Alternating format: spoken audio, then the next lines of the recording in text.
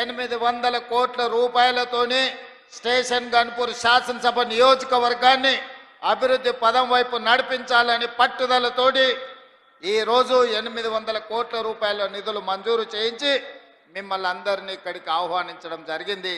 మీరందరూ ఇక్కడికి వచ్చి అభివృద్ధి కార్యక్రమంలో భాగస్వాములై స్టేషన్ గన్పూర్ ఉమ్మడి వరంగల్ జిల్లాకే కాదు తెలంగాణ రాష్ట్రానికి అభివృద్ధి కార్యక్రమంలో ఆదర్శంగా నిలబడడానికి ఇక్కడికి విచ్చేసింది. మిత్రులారా, ఈరోజు ఈ ఓరుగల్లుకు ఒక గొప్ప చరిత్ర ఉన్నది. రాణి రుద్రమ నుంచి మొదలు పెడితే సమ్మక్క సారలమ్మ వరకు, ప్రతాప రుద్రుడిని మొదలు పెడితే ఇక్కడుండే గొప్ప గొప్ప నాయకులు ఈ ప్రాంతానికి నాయకత్వం వహించారు. ఒక కాళోజీ కావచ్చు, ఒక దశరథి గారు కావచ్చు, లేకపోతే ఈ ప్రాంతం నుంచి దొడ్డి కొమరయ్య గారు కావచ్చు, లేకపోతే సర్దారు సర్వాయి పాపన్న గౌడు కావచ్చు, దాశరథి కావచ్చు, పాల్కుర్తి సోమన్న గారు కావచ్చు. ఈ ప్రాంతం చైతన్యం కలిగిన ప్రాంతం. ఈ ప్రాంతం తెలంగాణ ఉద్యమంలో ప్రొఫెసర్ జయశంకర్ గారిని ఆదర్శంగా తీసుకొని అభివృద్ధి పదం వైపు తెలంగాణ ఉద్యమం వైపు నడిపించిన ప్రాంతం. ఈ ప్రాంతానికి ఒక చైతన్యం ఉన్నది. ఈ ప్రాంతానికి ఒక ప్రత్యేకత ఉన్నది. ఈ ప్రాంతం తెలంగాణ రాష్ట్రానికి ఆదర్శంగా నిలబడడమే కాదు, తెలంగాణ ప్రాంతానికి సమస్య వచ్చినప్పుడు నిటారుగా నిలబడి కొట్లాడే కాకతీయ యూనివర్సిటీ ఈ ప్రాంతానికి ప్రాతినిధ్యం వహిస్తున్నది. ఆనాటి తెలంగాణ ఉద్యమంలో ఉమ్మడి వరంగల్ జిల్లా కాకతీయ ఉస్మానియా యూనివర్సిటీలు ఆనాడు తెలంగాణ ఉద్యమంలో తెలంగాణ ప్రజలు 4 కోట్ల మంది తరఫున నిలబడి కొట్లాడి. అందుకే ఈ వరంగల్ అంటే నాకు ప్రత్యేకమైన అభిమానం. ప్రజా సమస్యల మీద స్పందించే నైజమే కాదు, ప్రజా సమస్యల కోసం ప్రాణ త్యాగాలు చేసిన ప్రాంతం వరంగల్ ప్రాంతం. అందుకే ఈ వరంగల్ అభివృద్ధి కోసం ఆనాడు పార్లమెంట్ ఎన్నికల సందర్భంగా కడియం కావ్య గారిని గెలిపించండి, మీ వరంగల్కు ఎయిర్పోర్టు తీసుకొస్తానని ఆ రోజు మాట చెప్పిన ఈనాడు ఈ వరంగల్కి ఎయిర్పోర్టును సాధించి మీ ముందు నిలబడ్డా. ఇదే కాదు, రైల్వే కోచ్ ఫ్యాక్టరీ కావచ్చు, లేకపోతే అండర్ గ్రౌండ్ డ్రైనేజ్ కావచ్చు, వరంగల్ ఔటర్ రింగ్ రోడ్డు కావచ్చు, అభివృద్ధి పనుల కోసం కాళోజీ కళాక్షేత్రాన్ని పూర్తి చేస్తామని ఆనాడు చెప్పినాం. వరంగల్ ఔటర్ రింగ్ రోడ్డును నిర్మిస్తామని చెప్పినాం. ఇవాళ ఈ అన్ని కార్యక్రమాలను పూర్తి చేయడానికి వరంగల్ నగరానికి 6,500 కోట్ల రూపాయలు మంజూరు చేసి ఈ వరంగల్ నగరాన్ని హైదరాబాదు నగరంతో పోటీ పడే విధంగా వరంగల్ని అభివృద్ధి చేయాలని ఈరోజు మన ప్రభుత్వం ప్రయత్నం చేస్తున్నది. మిత్రులారా, ఇవాళ ఆలోచన చేయండి మీరందరూ. తెలంగాణ రాష్ట్రం వచ్చినప్పుడు ధనిక రాష్ట్రం. ఈ ధనిక రాష్ట్రాన్ని చంద్రశేఖరరావు గారి కుటుంబం చేతిలో పెడితే ఈరోజు అప్పుల ఊబిలో తెలంగాణ రాష్ట్రం కూరుకుపోయింది. ఆనాడు నెలకు 500 కోట్ల రూపాయలు అసలు మిత్తి కట్టే అప్పు ఉంటే ఈనాడు ప్రతి నెల అసలుకే 6,500 కోట్ల రూపాయలు ప్రతి నెల కట్టాల్సిన పరిస్థితి వచ్చింది. 10 ఏళ్లలో ఈరోజు దాదాపుగా 8 లక్షల కోట్ల రూపాయలు, 7 లక్షల కోట్ల రూపాయలు బ్యాంకుల్లో అప్పు తెస్తే 40,000 కోట్ల రూపాయలు కాంట్రాక్టర్లకు బకాయిలు పెట్టిండు. ఇవాళ సింగరేణికి బకాయిలు పెట్టిండు. విద్యుత్ శాఖ డిపార్ట్మెంట్కు ఉచిత కరెంటు పేరు మీద రైతులకు ఉచిత కరెంటు ఇచ్చినా అని విద్యుత్ శాఖకు బకాయిలు పెట్టిండు. నిన్నగాక మొన్న బ్యాంకుల్లో తెచ్చిన అప్పులే కాదు, ఆయన పెట్టిపోయిన బకాయిలను లెక్కేస్తే 8,29,000 కోట్ల రూపాయల లెక్క తేలింది. మిత్రులారా, ఈ 8,29,000 కోట్లలో మా నెత్తి మీద కత్తి పెట్టి ఈరోజు బ్యాంకులు వసూళ్లు చేస్తే అసలు మిత్తి 1,53,000 కోట్ల రూపాయలు ఈరోజు బ్యాంకులకు చెల్లించాల్సి వచ్చింది. నిన్న శాసనసభ సాక్షిగా ఈ వివరాలన్నీ నేను చెప్పిన. ఎందుకంటే ఈనాడు మీకు తెలవాలి మన ఆర్థిక పరిస్థితి ఎట్లుందో. మన ఆర్థిక పరిస్థితి తెలిసినప్పుడే మన భవిష్యత్తు ప్రణాళికలను మనం చేసుకోగలుగుతాం. మన భవిష్యత్తు ప్రణాళికలు, సంక్షేమ పథకాలు ఎట్లుండాలి, అభివృద్ధి పథకాలు ఏ విధంగా ముందుకు సాగాలనో మనం ఆలోచన చేసుకోగలుగుతాం. అందుకే మిత్రులారా, ఈరోజు మీ ముందు నిలబడి నేను మాట చెప్పదలుచుకున్నా. ఎన్నికల్లో ఇచ్చిన గ్యారంటీలలో ఆడబిడ్డలకు ఆర్టీసీలో ఉచిత బస్సు ప్రయాణం అని చెప్పినాం. 2 రోజుల్లోనే ఈనాడు 150 కోట్ల మంది ఆడబిడ్డలు ఉచిత బస్సు ప్రయాణం చేసినందుకు ఆర్టీసీకి 5,005 కోట్ల రూపాయలను ఈనాడు రాష్ట్ర ప్రభుత్వం అందించిన మాట వాస్తవం కాదా? ఈరోజు మా ఆడబిడ్డలు మా అక్కల్ని అడుగుతున్న ఇక్కడ ఉన్న వాళ్ళను, అక్క ఎప్పుడైనా మీరు బస్సు ఎక్కితే ఎవరైనా అనా పైసైనా మిమ్మల్ని అడిగినరా అని నేను మా ఆడబిడ్డలు నేను అడగదలుచుకున్నా.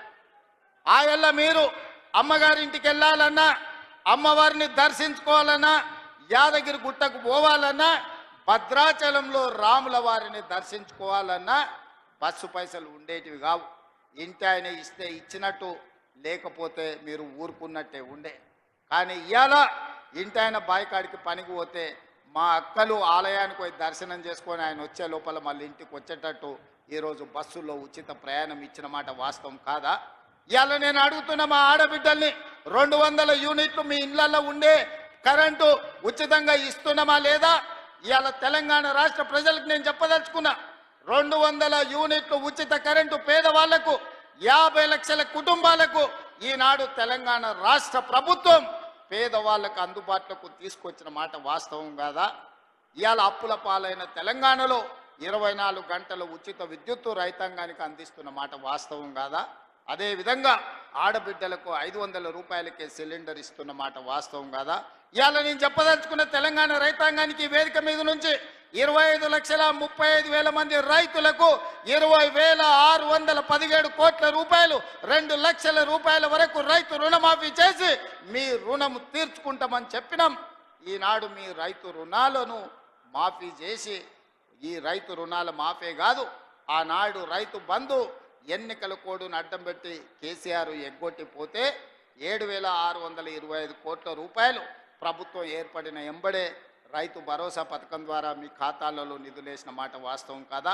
ఈ రకంగా చెప్పుకుంటూ పోతే తెలంగాణ ఉద్యమంలో ఉన్న నిరుద్యోగ యువకులకు 57,924 ప్రభుత్వ ఉద్యోగాలను మొదటి 10 నెలల్లోనే నియామకాలు అందించి నిరుద్యోగ సమస్యను తెలంగాణ రాష్ట్ర పొలిమేర్లు దాటి వరకు తరిమిన మాట వాస్తవం కాదా? గత 10 రోజుల నుంచి ఈనాడు పాత్రికేయ మిత్రులను నేను అడగదలుచుకున్నా, హైదరాబాద్లో మీ ఇండ్ల పట్టాలకు భూములు ఇస్తే 10 ఏళ్ళ పట్టాల సర్టిఫికెట్లు మీకు చంద్రశేఖరరావు ఇయ్యలే. నేను వచ్చిన తర్వాత మీ కుటుంబాలను పిలిచి రవీంద్ర భారతిలో భోజనం పెట్టి మీ జర్నలిస్టులకు ఇండ్ల పట్టాలు నేను ఇచ్చిన మాట వాస్తవం కాదా? 10 ఏళ్ళు చంద్రశేఖరరావు మీకు అన్యాయం చేస్తే మీకు ఇండ్ల పట్టాలు ఇచ్చింది ఈ ప్రభుత్వం కాదా అని నేను అడుగుతున్నా. ఇవాళ గ్రూప్ 1 పరీక్షలు, గ్రూప్ 2 పరీక్షలు, గ్రూప్ 3 పరీక్షలు, ఇవాళ మీ ఉద్యోగాల కోసం ఈరోజు పరీక్షా ఫలితాలను ఇచ్చి ఈరోజు మిమ్మల్ని ఆదుకునే ప్రయత్నం చేస్తున్నాం కదా. అందుకే ఒక్క నిమిషం ఉండండి, చూసిన దించండి. అందుకే ఈరోజు మీ సమస్యలను పరిష్కరించడం కోసమే ఈరోజు ప్రజాపాలన ప్రగతి బాటల పేరు మీద మీ ముందుకొచ్చి మీ దగ్గర నిలబడి మాట్లాడుతున్నాం. ఈరోజు నిరుద్యోగ సమస్యనే కాదు, మీ విద్యకు సంబంధించి టీచర్ల ప్రమోషన్లు 11,000 మంది ఈరోజు టీచర్ల నియామకాలు చేపట్టి పేదలకు విద్యను అందుబాటులోకి తీసుకురావాలని ప్రభుత్వం చేస్తున్న ప్రయత్నం నిజం కాదా అని నేను మిమ్మల్ని అడుగుతున్నా. మిత్రులారా, ఈరోజు రైతుల గురించి కానీ, మహిళల గురించి కానీ, విద్యార్థుల గురించి కానీ, నిరుద్యోగ యువకుల గురించి కానీ, తెలంగాణ సమాజంలో ఉన్న సమస్యల్ని పరిష్కరించడానికి పాత్రికేయ మిత్రుల నుంచి మొదలు పెడితే డాక్టర్లు, లాయర్లు, ఇంజనీర్ల వరకు ప్రతి ఒక్కరి సమస్యని పరిష్కరించడానికి ఈరోజు రాష్ట్ర ప్రభుత్వం ప్రయత్నం చేస్తున్నది. అందుకే ఆనాడు ధనిక రాష్ట్రంగా చంద్రశేఖరరావు గారికి అప్పచెప్పినాం, ఈరోజు దివాలా తీసిన రాష్ట్రంగా మా చేతికి అప్పచెప్పిండు. అందుకే మిత్రులారా, ఈరోజు ఈ సమస్యలు పరిష్కరించడానికి ఉన్నది ఉన్నట్టు వాస్తవాలను మీకు వివరించే ప్రయత్నం చేస్తున్నా. ఈరోజు రాష్ట్రానికి బడ్జెటు ఆదాయము తగ్గిపోయింది. బట్టి విక్రమార్క గారు పోయినసారి బడ్జెట్ 2,91,000 కోట్ల రూపాయలకు పెట్టిండు. కానీ వాస్తవంగా మేము గతంలో వేసిన అంచనాల కంటే తగ్గించి ఆర్థిక పరిస్థితి అబద్ధాలతో ఉండకూడదని బడ్జెట్ను తగ్గించే పెట్టినాం. అయినా అంచనాల మేరకు ఆదాయం రాలే. ఇవాళ మేము పెట్టిన బడ్జెట్ 70,000 కోట్ల రూపాయలు తక్కువతో ఈరోజు బడ్జెట్ ముగియబోతుంది మార్చి 31 తారీఖు నాడు. మరి ఇన్ని కష్టాలున్నా మీకు ఇస్తామన్న మాట ప్రకారం సంక్షేమ పథకాలను ఈరోజు అమలు చేసే ప్రయత్నం చేస్తున్నాం. అభివృద్ధికి అవసరమైన నిధులను ఈరోజు విడుదల చేస్తున్నాం.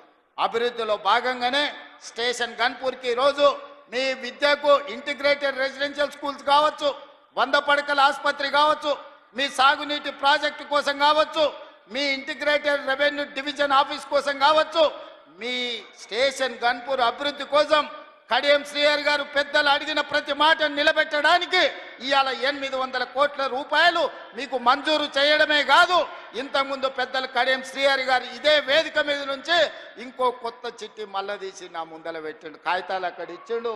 కడియం శ్రీహరి గారు మొత్తం వినతి పత్రాలు ఇచ్చిండు. వారిని చూస్తేనే నాకు భయం అవుతుంది. వారు ఏ పైరవ అడగరు, ఏ సొంత పని అడగరు. వారు వస్తేనే నా ప్రజలకు ఏదో చెయ్యాలి, స్టేషన్ గన్పూర్కు నిధులు తీసుకుపోవాలని అడుగుతూ ఉంటారు. అందుకే వారంటే నాకు ప్రత్యేకమైన అభిమానం.